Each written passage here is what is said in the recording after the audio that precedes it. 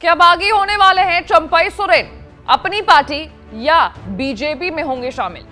कितना होगा हेमंत सोरेन को नुकसान?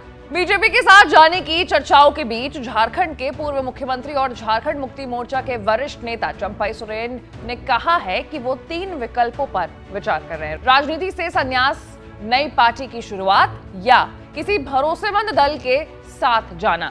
लेकिन इन तीनों ही उपाय से हेमंत सोरेन की सरकार को बहुत नुकसान होगा। जो लोग नहीं जानते हैं उन्हें वो मैं बता दूं कि चंपई सोरेन बहुत पुराने और बहुत अंदर तक लोगों में पहुंच रखने वाले नेता हैं। हालांकि बात अगर संन्यास की करें तो फिर भी हेमंत के लिए ठीक है, लेकिन अगर चंपई बागी हो जाते हैं, दूसरे किसी पार्टी को ज्वाइन कर लेते हैं या फिर अपनी पार्टी बना लेते हैं तो हेमंत का जो खेल है वो बिगड़ सकता है। सवाल है कि कौन सा विकल्प चंपई के लिए सही है। तो आज एक्सप्लेन बाय एबीपी लाइव में चर्चा इसी मुद्दे पर करेंगे। नमस्कार, मैं हूं आशीष सिंह आनंद।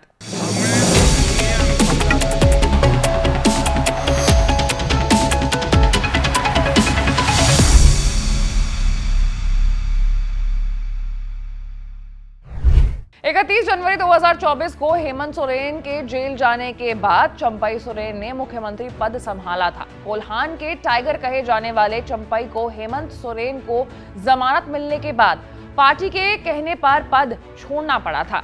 3 जुलाई 2024 को उन्होंने इस्तीफा दे दिया था, लेकिन पिछले 3 दिनों से कयास लगाए जा रहे हैं कि चंपई सोरेन बीजेपी में शामिल हो सकते हैं। सबसे पहले आपको बता दें कि चंपई सोरेन झारखंड के कोल्हान क्षेत्र से आते हैं और उस इलाके के चौथे नेता हैं जो झारखंड के मुख्यमंत्री की कुर्सी पर बैठे थे।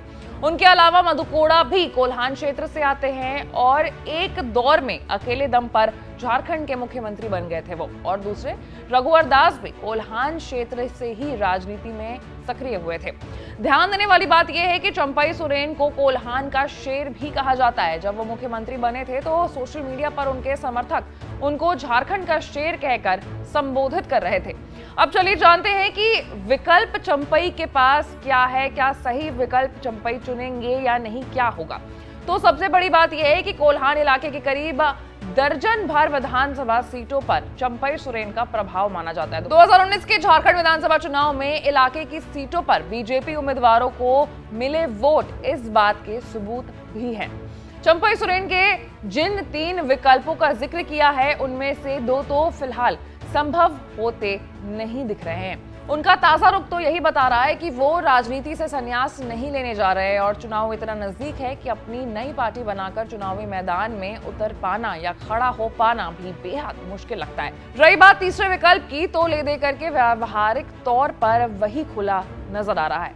आगे के सफर में किसी के साथ हो लेना। चंपई सोरेन ने अपने सोशल मीडिया पोस्ट में ऐसा ही लिखा है और ये काफी हद तक संभव भी लगता है।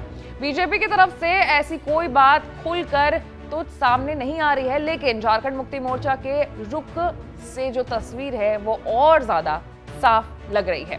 असल में झारखंड के पूर्व मुख्यमंत्री रघुवर दास फिलहाल उड़ीसा के राज्यपाल है और जेएमएम उनके बहाने ही बाबूलाल मरांडी पर कटाक्ष कर रहा है। बाबूलाल मरांडी फिलहाल झारखंड बीजेपी के अध्यक्ष है। राजनीति में कुछ भी और कभी भी संभव है, इसलिए ऐसा तो नहीं लगता कि हेमंत सोरेन और उनके सलाहकार चंपई सोरेन के किसी दिन बागी हो जाने के बारे में नहीं सोचे होंगे।